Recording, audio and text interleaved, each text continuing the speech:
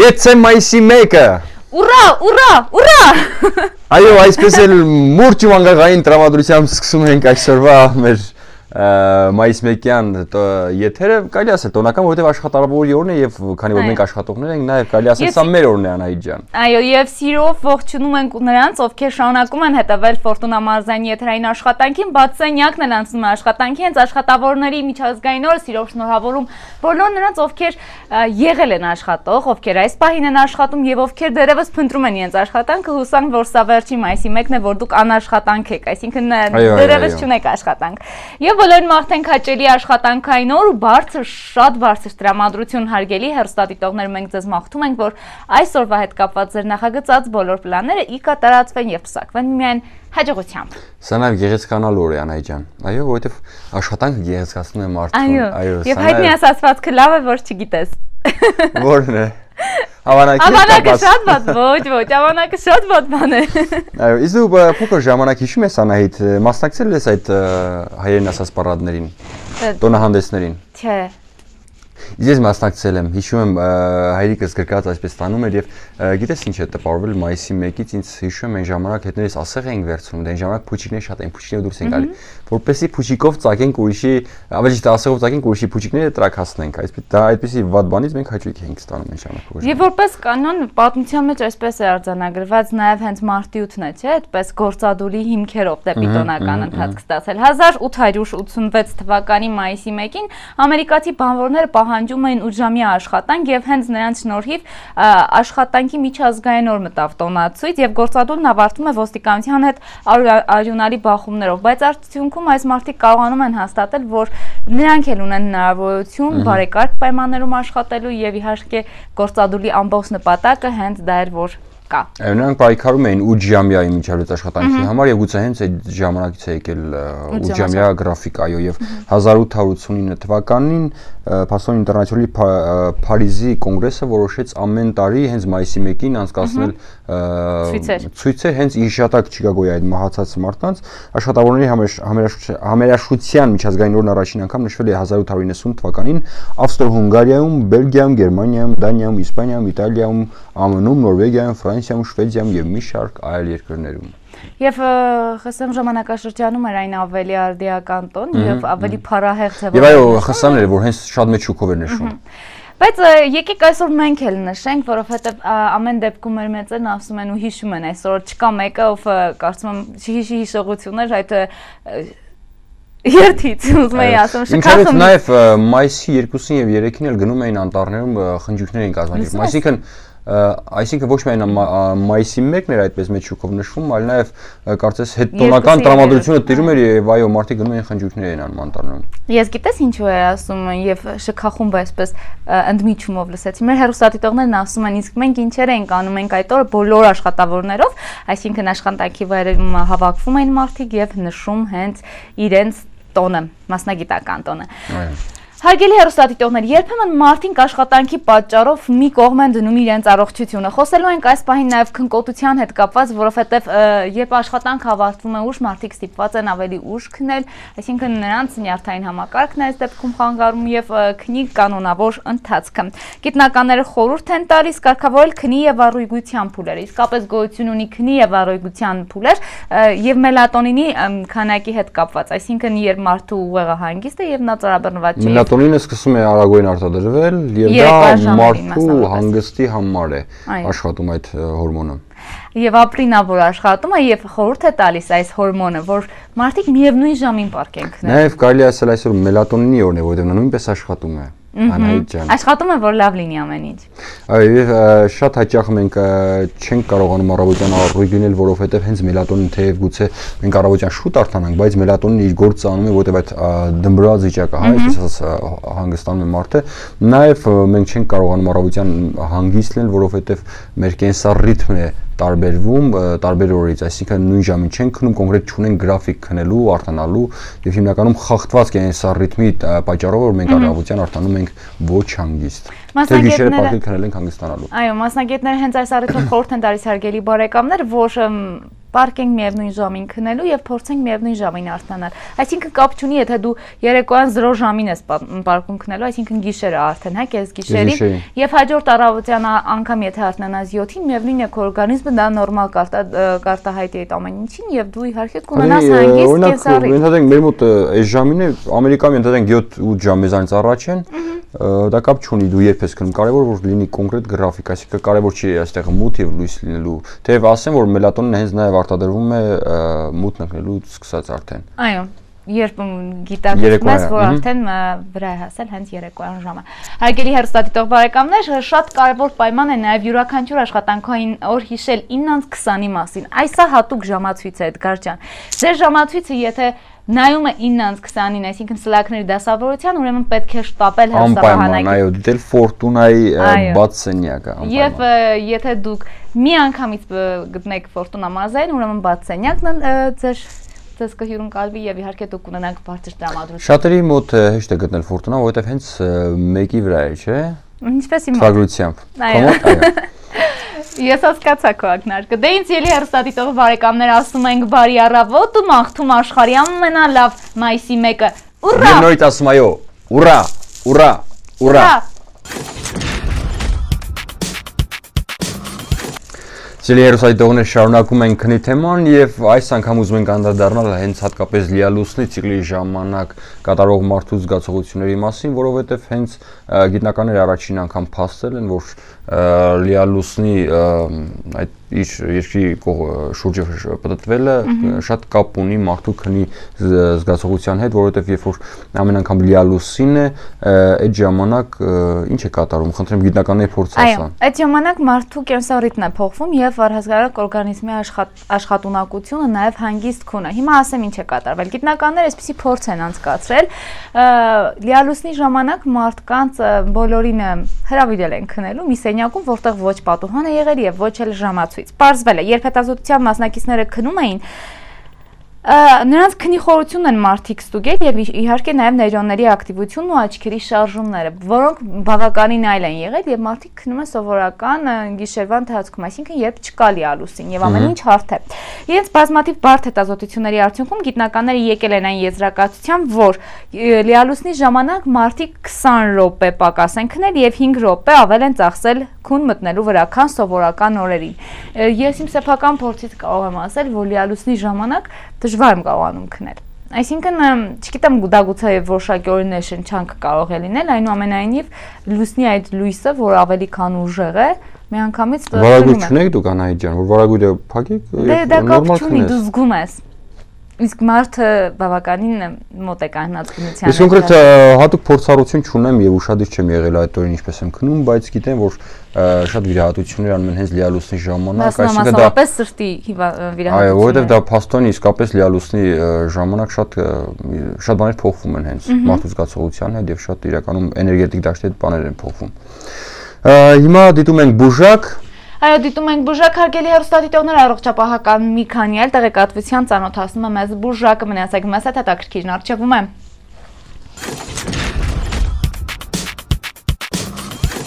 Ֆորտունա մազայինի եթերում բաց սենյակը շարունակում է աշխատել եւ բոլորիդ մաղթում բարձր տրամադրություն, ասում բարի առավոտ, եթե հենց նոր եք արթնացել, ուրեմն շտապեք խոհանոց, վերցրեք 1 գթալ շաքարավազ, 1 գթալ սուրճ, 1 բաժակ ջուր եւ պատրաստեք սուրճ, մեզ հետ շատ համեղ է, համոզված եղեք։ Խնդրեմ։ Բաղադրատոմսի համար ընդհանրապես շնորհակալություն էին ասում։ Շատ հայտնի բաղադրատոմս է, դու չգիտեիր Էդգար։ Այո, ես ամեն անգամ քեզից լսում եմ, թե չեմ կարող դա փաստել։ Իսկ այն մարդիկ, ովքեր դեռևս քնած են, ես զգում եմ, որ նրանք հիմա շատ լավ երազներ են տեսնում։ Իդեպ քնելու եւ առհասարակ թե Գուցե դու նաեւ տեսնում ես թե ինչ երազներ են տեսնում քնած մարդիկ Անահիտ ջան։ Այ դա ոնց ասեմ, Էդգար ջան, կատարելագործման փուլում եմ այդ առումով, դեռևս չեմ տեսնում։ Պարզվում է, որ մարդկանց 70%-ը մերկ է քնում։ Եվ ինչու։ Հիմա կպարզենք հարգելի հեռուստադիտողներ։ Գիշերանոց չունեն։ Դա էլ տարբերակ է, բայց այն մարդիկ, ովքեր հարավային շրջանում են ապրում, նրանք ավելի տաք գոտիներում, բնականաբար նրանք ինչպես կքնեն մերկ։ Իսկ նրանք, ովքեր դեպի հյուսիսային հատվածներում են բնակվում, ուրեմն նրանք ինչպես կքնեն։ Բուշլատով։ Բուշլատով։ Այո։ Այո, այդպես էլ կարող է լինել, անգամ վերնաշապիկով պարզվում է նաև, որ այսպես վարվում են մասնավորապես կանայք, ովքեր իհարկե նաև կեսգիշերին մոտ կարող են փոխել։ Այսինքն նրանք կանանց մեծամասնությունը 70%-ը գերադասում է տաբատի տեսքով գիշերանոցներ եւ նրանք գիշերազգեստները կրում են հենց այն նպատակով, ուղղակի որ բնության հետ եւ եղանակային պայմանների հետ զուգորդելով։ Բացում է նաեւ որ թե ինչ են կրում եւ ինչ նպատակով, սա խոսում է նաեւ մարդկանց այս պարագայում արդեն կանանց բնավորության գծերի մասին։ Այն կանայք, ովքեր քնում են մերկ, նրանք ինքնավստահ են կամ փորձում են դառնալ այդպիսին։ Դեև նշենք, որ ընդհանրապես կապ չունի ինքնավստահությունը քնելու, ինչպես է քնում կանգնած, պարկած թե ծնկած, միևնույնն է, ձեր ինքնավստահությունը կարող է լինել շատ այլ բաների վրա, քան կարող է լինել ինչով ես քնում։ Ում հետ ես քնում։ Ունես գիշերազգեստ, թե չէ։ Այո։ Ինչևէ հարգելի հեռուստադիտողներ, շարժվենք առաջ եւ այս պահին ծրագրի այս հատվածում ինչպես միշտ տեսանյութ։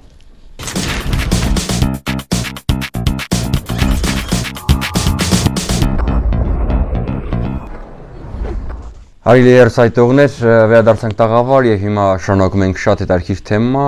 յուրաքանչյուր մարդու հիվանդություն կարող է ապակինում գտնել տարբեր ժամանակներ եւ հետաքրքիր է որ սա շատ ինդիվիդուալ մոտեցում է եւ հատկապես տարբեր հիվանդություններ տարբեր ժամանակահատվածում պետք է հատկապես վիրահատություն կատարել։ Ես գիտեմ ինչքանով են տեղյակ սրա մասին մեր վիրաբույժները, մեր բժիշկները, բայց ամեն դեպքում սա գիտնականորեն ապացուցել են որ այսպես է։ Ուրեմն բարակ աղու բուժումն առավել արդյունավետ է լինում 11-ից մինչեւ ժամը 13-ը։ Երիկամների եւ ողնաշարի հիվանդությունները 17-ից մինչեւ ժամը 19-ը։ Հիշեցնենք, որ սա պայմանավորված է կենսառիթմերի հետ, այսինքն օրվա որ ժամանակահատվածին մեր օրգան հարմակարգը ինչպես կարող է ընդունել, ասենք օրինակ վիրահատությունը կամ էլ պարզապես բուժման ընթացքը։ Մաշկային հիվանդությունները եւ մազաթափությունը բուժման բարենպաստ ազդեցության են ենթարկվում 21-ից մինչեւ ժամը 23-ը։ Լեղաքարային հիվանդությանը հատուկ ուշադրություն է պահանջում 21-ից մինչև ժամը 23 ընկած ժամանակահատվածում։ Հիվանդ լյարդի դեպքում հարկ է դեղորայք ընդունել գիշերվա 1-ից մինչև ժամը 3-ը, քանի որ այդ ընթացքում ազդեցության առավել արդյունավետ է լինում։ Այսինքն ոչ միայն վիրահատություններն են գերադասել, դեղահաբերի ընդունման ժամ հարգելիներս։ Ասթմայով հիվանդների համար դեղորայք ընդունելու լավագույն ժամը գիշերվա 3-ից հետո մինչև ժամը 5-ն է, քանի որ հենց այդ ժամանակ է թոքերի եւ բրոնխների հիվանդություններով մարդկանց մոտ դժվարանում շնչառությունը եւ անգամ փոքր երեխաների մոտ եւ սովորական հազի վիճակները, չէ, արտահայտվում, դրանք սրանում են հենց գիշերվա երկրորդ հատվածից մինչև լուսաբաց, այսինքն հենց դա ժամը 3-ից 5 նկատ ժամանակահատվածը կարող է լինել, եթե իհարկե այն դեռևս չի վերածվել ասթմայի։ Պահպանեք առողջությունը, եղեք հետևողական եւ սրանք պարզապես դրույթներ են, որ պետք է հիշել, նաեւ գիտակցել ոչ միայն մարդիկ, այլ նաեւ այն մարդիկ, ովքեր զբաղվում են եւ ամեն ինչ անում են, որ մեր առողջությունը չտուժի, այս պարագայում արդեն բուժաշխատողներ են։ Այո։ Նաև խորհուրդ ենք տալիս մնալ մեզ հետ, շարունակել մնալ մեզ հետ, որովհետև առջևում հյուրասրահն է եւ մենք ունենք հետաքրքիր հյուր այսօր։ Այո, այսօր հատկապես նրանք, ովքեր լուսանկարչության հետ մի այլ վերաբերմունք կարող են ունենալ, ուրեմն մնացեք մեզ հետ, հետաքրքիր։ Կամ երբեմն շատ են ուզում լինել լոռին, որպես իրանց սեր, իրենց թախից զգացողությամբ։ Ես ուզում եմ ողջունել Լոռու մարզի բոլոր համայնքների բնակիչների, բոլոր համայնքների, եւ Սպիտակի տարածաշրջանի եւ Ստեփանավարի Այո, նաև, պատկերացրու որ նաև Էդգար ջան։ Այո, անգամ որ ես մենք սիրում ենք Բացենյակը, սիրում է Ֆորտունա Մարզայանը, սիրում է իր բոլոր հեռուստադիտողներին։ Այո։ Մնացեք մեզ հետ, երաժշտություն, որից հետո նաև հյուրասրահ։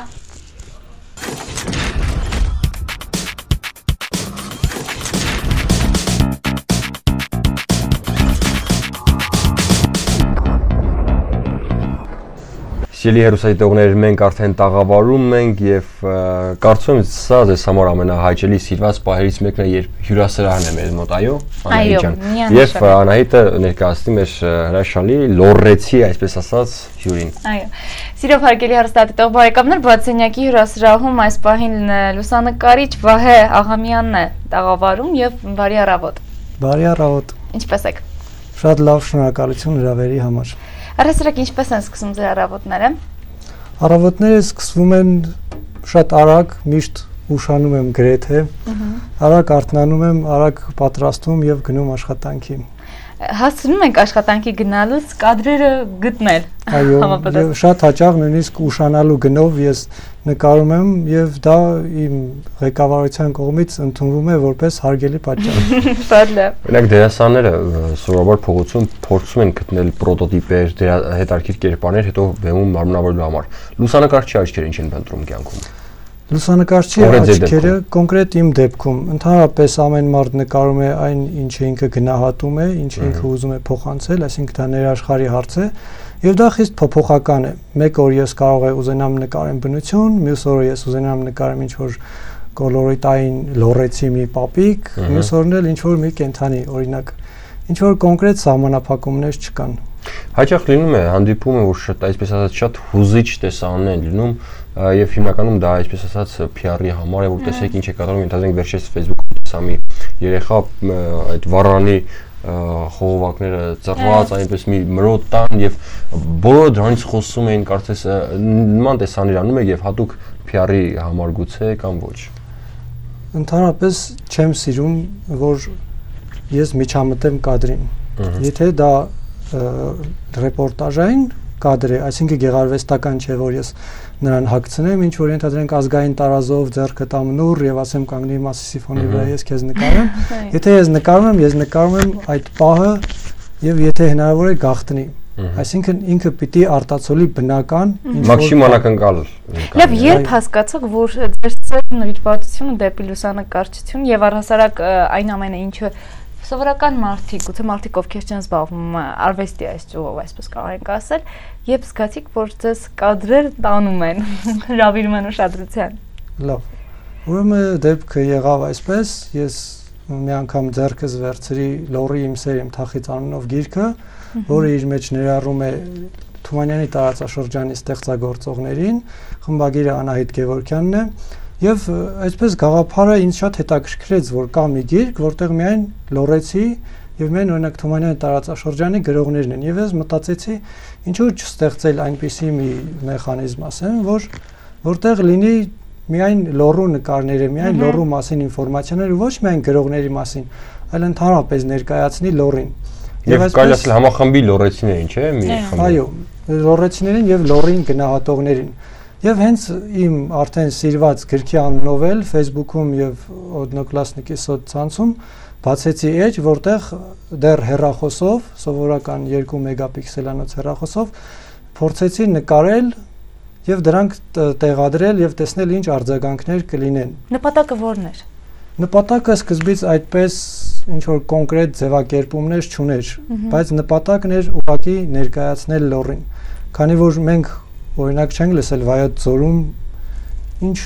հուշարձաններ կան, գուցե այն հուշարձանները, որոնք ավելի մեծ ճանաչում ունեն, մենք նրանց լսել ենք, բայց կան չէ որ նաև ավելի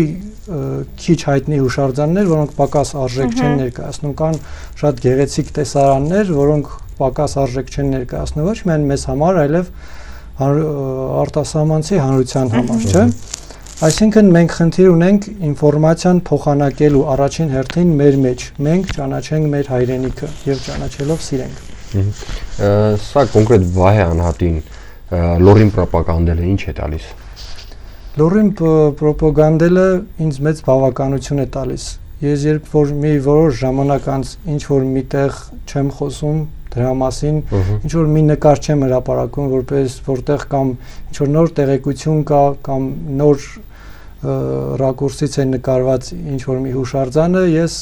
այդ օրը ինձ համար արդյունավետ չեմ համարում։ Իսկ պատահում է որ հենց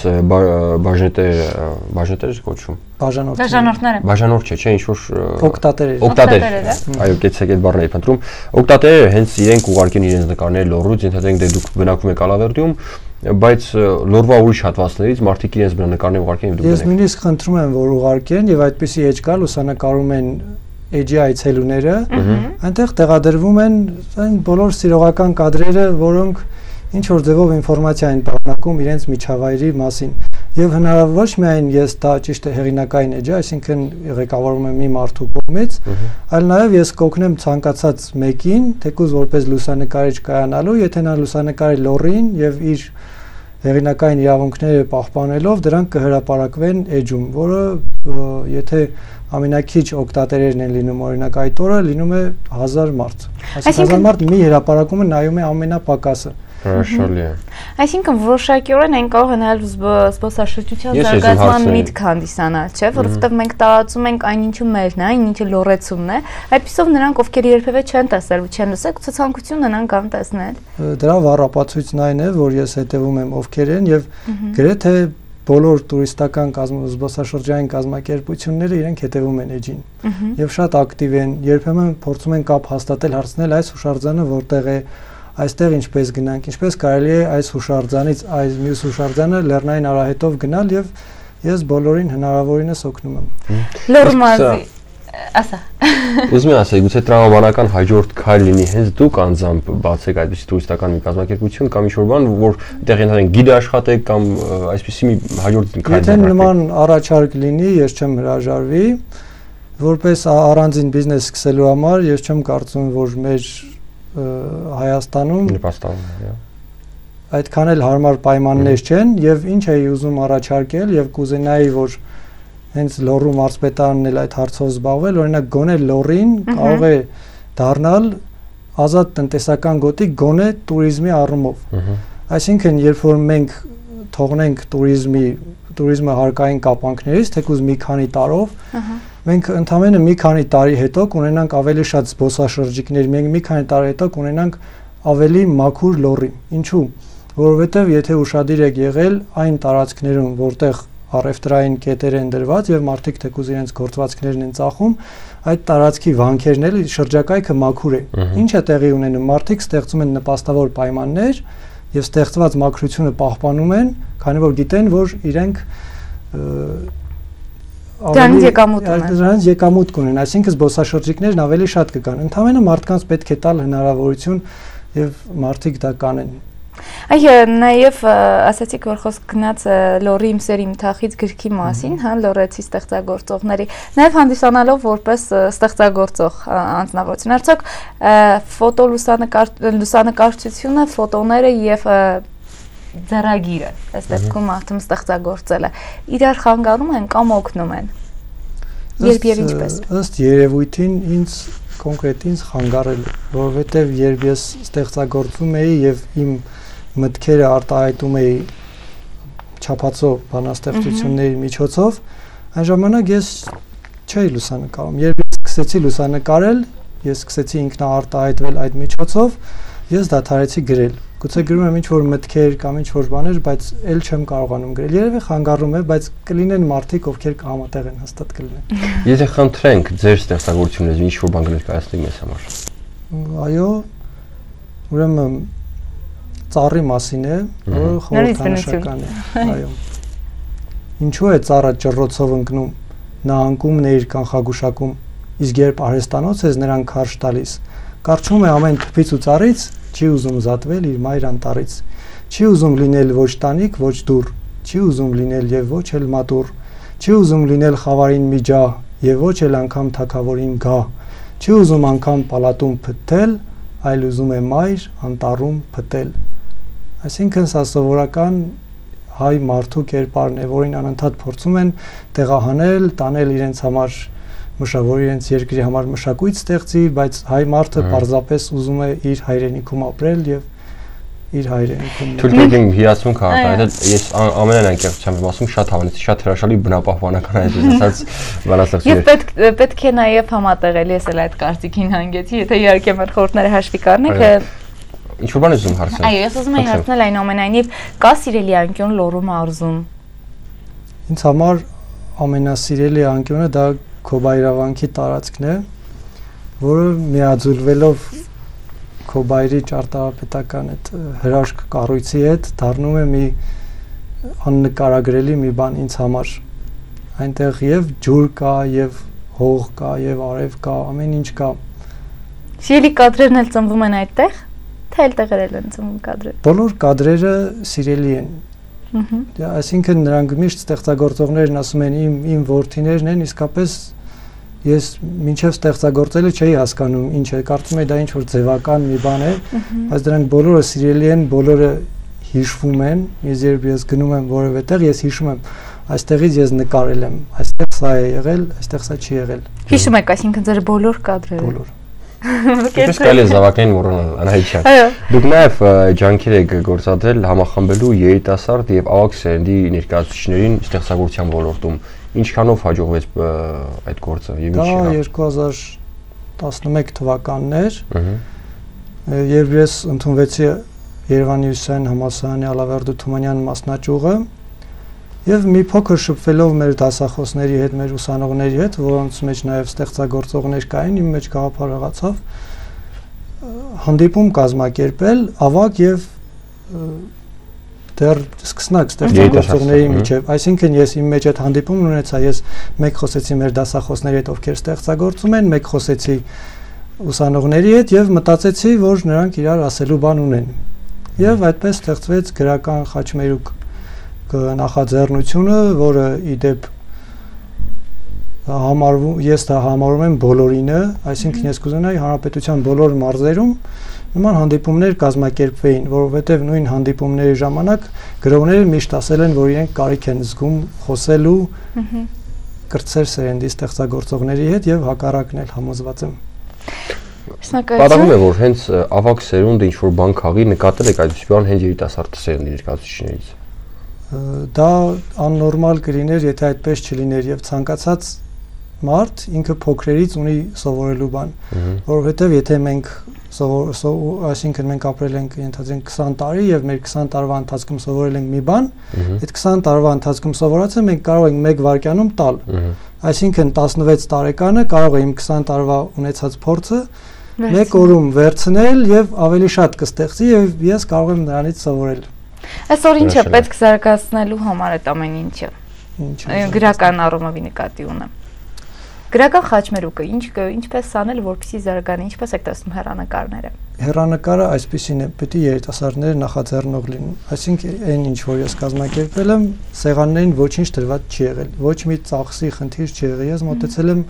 համայնքապետին, մոտեցել եմ գրադարանին, ասել եմ կտրամադրեք մեզ տարածք, այսինչ ժամին մենք գանք հանդիպում կազմակերպենք սիրով։ Այսինքն դրա համար գումար պետք չէ։ Մեկ ասում են ինչու օրինակ պետությունը չի մեզ չի ֆինանսավորում, ինչու չի անում։ Դա պետք է անի պետությունը, բայց նաև մենք պետք է մեր քայլերն անենք, մենք նախաձեռնող լինենք, որովհետև ես եթե մոտենամ որևէ հովանավորի, ես ասեմ մենք խոսել ենք, համախմբվել ենք, մենք ուզում ենք որևէ բան տպագրել, այդպես ավելի հեշտ կլինի հովանավոր գտնել, քան ամեն մեկս մեր տանը նստենք եւ ասենք ես ստեղծագործում եմ եւ ուզում եմ տպագրվել։ Դուք նաև լրագրող եք եւ ես ուզում եմ այսպեսի հարց տալ։ Ինչքանով պետք է անձնական տեսակետը պատրաստող նյութի մեջ գերակշռի, այսինքն սուբյեկտիվության աստիճանը տոկոսը ինչքան պետք է լինի։ Անձնական տեսակետը նյութը պատրաստելուց։ Դե երևի գիտեք, որպես նաև դուք էլ հաղորդավարներ, որ անձնական տեսակետը պիտի չարտահայտվի, բայց հնարավոր է, որ անձնական տեսակետը համընկնի նյութի, այսինքն ճշմարտության հետ։ Լրագրողը առաջին հերթին պետք է պահպանի հանրային շահը։ Եվ իր ամեն մի բառի մեջ ինքը պետք է ծանոթեթև անի, մեկ նժարին դնի իր այս գաղափարը, որ ասում է մյուսը հանրային շահը, իր պատկերացմամբ, մեկ այդ սուբյեկտիվությունը մի քիչ կա։ Եվ երբ հանրային շահին գոնե չի վնասում եւ օգնում է, ապա դա կարող է հեռարձակվել։ Եվ ոչ մեկ չի կարող։ Հանդիպում եք այդ խախտողներին։ Որ տեսնում եք գերակշռում է անձնականը։ Իհարկե կան, շատ կան եւ մենք հիմա բոլորը հնարավորություն ունեն իրենց լրագրող անվանելու։ Այսինքն ցանկացած մեկը կարող է բացել մի կայք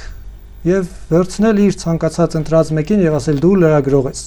Գնա եւ այսինչ բանը լուսաբանիր, բայց այդ ինչ բանը լուսաբանելու համար մենք պետք է նախ դրա լավ քննենք, ուսումնասիրենք հնարավոր գրականությունը, չգիտեմ, հնարավոր ինֆորմացիան բազմակողմանի կամ հնարավորինս ներկայացնել եւ եթե մենք չունենք, մենք ասենք մենք գտել ենք գոնե այսքանը, մեր գտածն այսքանն է, հնարավոր է լինի նաեւ այլ փաստեր։ Եթե ունեք, խնդրում եմ կիսվեք մեզ հետ։ Ինչպիսին կցանկանաք տեսնել լորին, ձեր կադրերը եւ լորեցիներին։ Լորին կցանկանամ տեսնել մաքուր, լորեցիներին բարեկեցիկ կյանքով ապրող։ Շնորհակալություն, եթե ունեք ավելացնելու ինչ-որ խոսք ուղղված այն մարդկանց, ովքեր հիմա մեզ դիտում են, կամ էլ ովքեր պատրաստվում են դիտել նաև համացանցում, խնդրեմ, եթե ձեզ ուղղակի ուզում եմ, որ բոլորը սոցցանցերում գուցե Google-ում հավաքեն լորի իմ սեր իմ թախից վերնագիրը եւ բերված էջին կամ միանախմբին կամ հավանություն տան եւ հետեւեն։ Հնարավորինս իրենք էլ լուսանկարներ ուղարկեն եւ մենք այդ կերպ մի քայլ առաջ կգնանք դեպի туриզմի զարգացմանը, դեպի մեր հայրենիքի զարգացմանը։ Եվ ինքներս մեզ ճանաչելուն մեր բնությունը ծանոթ լինել։ Այո, նաեւ կուզեի ավելացնել, որ ամեն մարդ, ով որևէ մասնագիտություն ունի, թող փորձի այդ մասնագիտությունով օգտակար լինել իր հայրենիքին, այսինքն գտնի միջոցը։ Եվ հետաքրքիրն ինչ է, որ ես լուսանկարիչ եմ դարձել հայրենաճանաչությունը փորձելով ինչ որ մի մակարդակ բարձրացնելու ճանապարհին։ Այսինքն ես երբ լուսանկարում եմ, ես ընդհանրապես դա շատ սիրողական էր, բայց այդ ճանապարհին ես թրծվեցի որպես լուսանկարիչ մի որոշ չափով եւ դեռ շարունակում եմ թրծվել։ Շնորհակալություն, որ այսօր այստեղ եք, շնորհակալություն հրավերը չմերժելու համար։ Ինձ էլ շատ հաճելի էր, շատ շնորհակալ եմ։ Ձեզ բարի ճանապարհ եւ հաջողություններ։ Հարգելի հեռուստադիտող բարեկամներ, բաց սենյակը շարունակում է աշխատել Ֆորտունա Լոռու մարզային հեռուստաընկերության եթերում եւ սիրում ներկայացնենք, որ մեր հյուրն էր լուսանկարիչ Վահե Աղամյանը։ Դուք մնացեք բաց սենյակի հետ։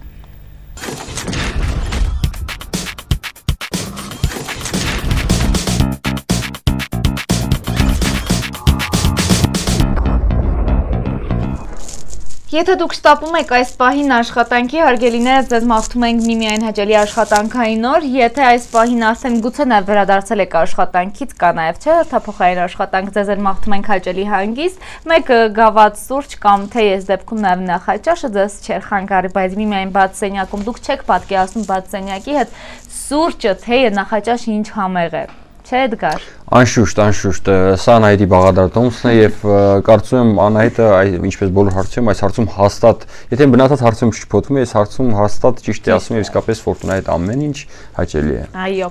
Եվ սիրելիներս, այս պահին հերթական հետազոտության մասին ենք խոսելու։ Էդգար, երբևէ մտածել ես, թե կանայք կամ տղամարդիկ իրենց ապահով զգում են։ Այս դեպքում արդեն տղամարդիկ երևի հարցը քեզ էսպես եղվի։ Իրենց ավելի գերադասելի են զգում նրանց կարճահասակ կնոջ կողքը, թե բարձրահասակ։ Սովորաբար գիտես դա կարծրատիպերի խնդիր է եւ սովորաբար տղամարդը շատ ավելի ուզում է, որ ինքը ավելի կնոջից բարձրահասակ լինել, որովհետև ամեն դեպքում գուցե մեր, ինչպես ասացի, մեր հասարակության մեջ ընդունված կարծրատիպերը նա իրեն վատ է զգում, անհարմար է զգում, որպեսզի կարճ լինի։ Ես ավելի լավ է կոնկրետ կարդամ մի հետազոտություն, օրինակ պրոֆեսոր Ջորջ Յասինին Հյուսիսային Տեքսասի համալսարանից ասում է, որ երբ տղամարդը կնոջից հասակով բարձր է, զույգում ամեն մեկը կատարում է իր դերը։ Տղամարդը պաշտպանում է, իշխում է, իսկ ինքը ենթարկվում է եւ նա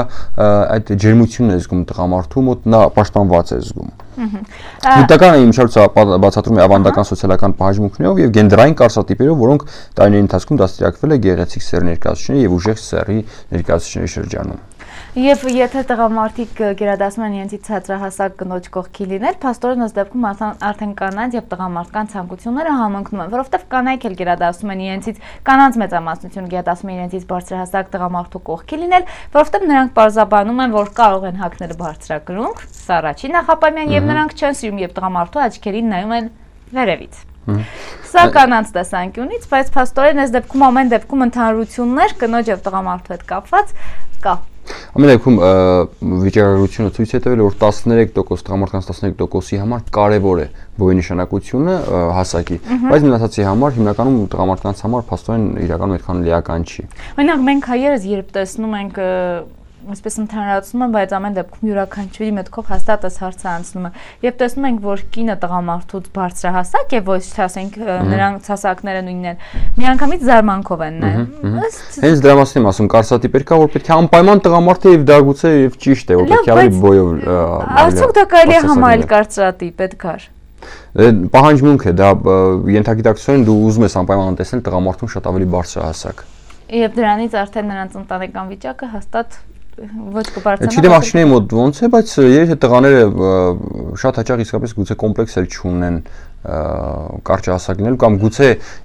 կոմպլեքսավորվում են կարճահասակ լինելով կնոջից, բայց ամեն դեպքում եթե սիրում են, նրանք ուզում են գեղեցիկ է այդ օրիորդի բոյը, նրանք ուզում են անպայման ունենալ իրենց կին այդ օրիորդին։ Վերջերս մի նյութի հետ էի առնչվում, այնտեղ նշված էր, որ մասնավորապես հայերը եւ նյութի հետ էի առնչվում։ Այ առնչվում է այդ նյութի հետ։ Առնչվում է, որովհետեւ փորձում է հասկանալ ինչու է դա այդպես, դրա համար է առնչվում։ Ուրեմն ասում են, որ հայ բարձրահասակ կանայք ավելի ստրեսային վիճակներ ունեն, կոմպլեքսներ ունեն, քան հայ ցածրահասակ կանայք։ Որովհետև տղամարդկանց նոր ծերունդի մասին է խոսքը։ Առաջ հայ տղամարդիկ ավելի բարձրահասակ էին, թիկներ էին, հիմա արդեն մի քիչ ավելի փոխվել է, չէ՞։ Իհարկե դա քեզ չի վերաբերվում, բայց ընդհանրապես ամեն դեպքում դա Ես ճիշտ չլսեցի, որովհետև ռեժիսորը ժամանակ իմ ականջին ինչ-որ բան ասի։ Այո, ռեժիսորը եւս բարձրահասակ է, դա նրան էլ չի վերաբերվում։ Ես մեր հեռուստադիտողներին կպատմեմ այս պատմությունը, ուրեմն ասում եմ, որ հայ կանայք, ովքեր բարձրահասակ են, նրանք ավելի շատ կոմպլեքսներ ունեն, քան ցածրահասակ կանայք։ Բացատրում են նրանով, որ նրանք իրենց համար զուգընկեր դժվար կարողանան գտնել, որովհետև հայ տղամարդիկ սկսել են կարճանալ։ Սա մի հետազոտություն է, որ այնպես չի որ սկսել են կարճանալ, ուղղակի մենք դե այդքան բոյով չենք եղել, ի սկզբանե կարճանում։ Ամեն դեպքում հիմա սերունդը ավելի կարճ է, ցածրահասակ է, քան առաջ։ Ես չեմ կարծում, որովհետև ես հակառակ կարծիք եմ լսել, որ հիմա կարծես ավելի բարձրահասակ ենք դառնում մենք։ Լավ, չեմ վիճում, բայց ես իմ տեսակետին մնացի հարգելի հեռուստադիտողներ ջան։ Լավ, այսպեսի ջանառատ տրամադրությամբ էլ շարունակենք եւ այժմ ընդհատում ենք ինչով Անահիտ ջան։ Ընդհատում ենք իհարկե առավոտյան մարզանքով, բարձրահասակ թե ցածրահասակ կապ չունի, կարևորը մարդ ես մարդ լինի Անահիտ ջան, չէ՞ բարձրահասակ, կարճահասակ։ Էական չէ։ Եվ կարևորը առողջ լինեք։ Այո։ Իսկ առողջության համար մարզվել է պետք, որպեսզի կրթվի նաեւ մեր մարմինը։ Մնացեք մեզ հետ։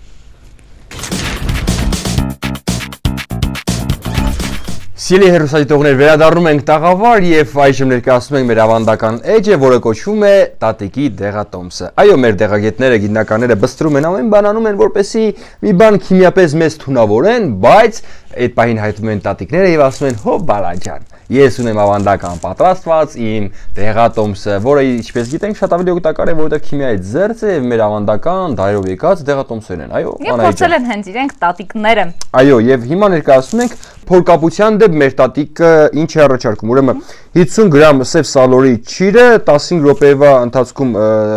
200 միլիգրամ եռացրած ջրում թուրմ ենք պատրաստում, այսինքն թուրմ ենք պատրաստում, որի մեջ պետք է լինի 50 գրամ սև սալորի ճիր, 200 միլիգրամ եռացրած ջուրը պետք է լինի, ուրեմն քամում ենք, խառնում ենք 100 միլիգրամ կիտրոնի հյութի հետ, խմում ենք 100 միլիգրամ նախաճաշից 1 ժամուկես առաջ, այսինքն ժամուկես առաջ խմենք պատրաստում ենք եւ այո։ Հարգելի հեռուստադիտողներ, այս դեպքում արդեն չեք բախվի փորկապության հետ առաջացած խնդիրներին եւ այսպիսով նաեւ ոչ պակաս հետաքրքիր դեղատոմս ունեն մեր տատիկները կապված օստրոխոնդրոզի հետ։ Խառնեք հավասար քանակի կիտրոնի եւ սխտորի քերուկ։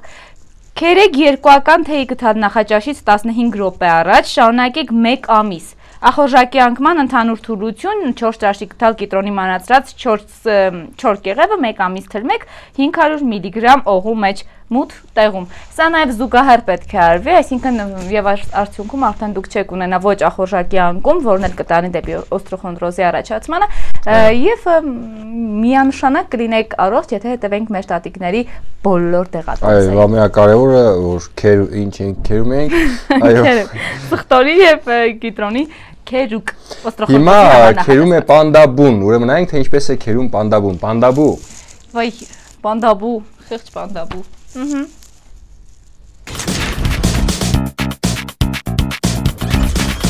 Սիրելի հեռուստադիտողներ, ցավոք սրտի մեր եթերաժամը ավարտվեց, բայց եւս մեկ անգամ ուզում ենք ձեզ շնորհավորել աշխատանքի օրվա հետ կապված եւ ուզում ենք մաղթել ձեզ քաջ առողջություն, հայ ազգը շատ աշխատասեր ազգ է եւ կարծում եմ սա նաեւ հատկապես մեր տոնն է։ Մենք չենք զրանում աշխատելուց, օրինակ գիտեմ որ հույները լսել են որ շատ ծույլ ազգ են եւ անդադ բողոքներ են անում, բունտեր են անում, որպեսզի նրանց աշխատաժամը քիչացվի եւ հիմնականում նրանք աշխատում են քիչ եւ բարձրատրվում են շատ, բայց մենք ամեն դեպքում ասում ենք այ մարդ մենք կարևոր ունենանք աշխատանք, չէ, հայեր ասում դուք քիչ լինի, բայց ունենանք աշխատանք եւ իսկապես թող որ լինի մեզ քաջ առողջություն եւ Աստված պահապան մեզ բոլորից, որպեսզի կարողանանք լավ աշխատել եւ մեր կարիքները հոգանք։ Եվ հայերը աշխատասեր ազգ են, միանշանակ աշխատասեր եւ չկա բնակավար, որտեղ հայ չլինի։ Եվ աշխարհի ցանկացած անկյունում նրանք կարող են գտնել իրենց աշխատանք եւ փայլել իրենց աշխատանքում։ Եվ միջայլոց ընդհանրապես ասում են, որ Ամերիկայում ամենաշատ արագ միլիոներ սկսում վաստակել, շատ արագ սկսում են աշխատել հայերը, որովհետեւ հայերը շատ կարողանում են ինտեգրվել այո, յուրաքանչյուր երկրի, օրինակ, ուրիշ երկրներից եթե գալիս են, նրանք կարողանում են դժվար ինտեգրվում, որովհետև մշակութային խնդիրներ կա, իսկ հայերը անմիջապես կարողանում են ինտեգրվել եւ անմիջապես կարողանում մեծ հարստություն կուտակել, որովհետև համ աշխատասեր են առաջին հերթին նշեցինք եւ կարողանում են հեշտ ինտեգրվել տվյալ տարածքին եւ մշակույթին։ Հիշեցնենք, որ 1889 թվականից մենք նշում ենք աշխատավորների միջազգային օրը եւ մայիսի 1-ը։ Հենց այսօր կրկին անգամ ուզում ենք ձեզ շնորհավորել սիրելի աշխատավորներ, բոլոր նրանց, ովքեր իրենց հիշողության մեջ ունեն հին ավանդական մայիսի 1-յան ծիսակարգերը եւ իհարկե թե ինչպես էին նշում։ Այսօր գուցե հավաքվեք հին աշխատանք կոլեկտիվով եւ իհարկե ձեր հաճելի տրամադրությունը փորձեք վերապրել նորից։ Իսկ մենք աշխատանքային օրը բաց սենյակում այսքանով համարում ենք ավարտած, հարգելի հեռուստադիտողներ, բոլորին մաղթելով իհարկե բարձր տրամադրություն, հաճելի աշխատանքային օր։ Ֆորտունա մարզային իհարկե շարունակում է աշխատել եթերում եւ ամեն ինչ անում վեր ձեր օրվա յուրաքանչյուր հատվածը լեցուն լինի հաճելի եւ իհարկե բարձր տրամադրությամբ։ Եվ թող որ միշտ հաճելին օգտակար եթե համատեղվի եւ ձեր աշխատանքը իսկապես կարողանաք, եթե անգամ ձեր նախընտրած հաճելի աշխատանքը չէ, թող որ իսկապես այն կարողանաք յուրաքանչյուր ձեր աշխատանքի մեջ գտնել ինչ-որ հաճելի բան եւ կարողանաք այդ հաճույքը վերածել ամբողջ աշխատանքի համար եւ որ իսկապես ձեր աշխատանքը անեք հաճույքով։ Այո, գնացեք Ֆորտունա մարզայինի հետ, մենք այսքանով արդեն ասում ենք ձեզ հաջողություն։ Իսկ ասայի ուրա, ուրա, ուրա։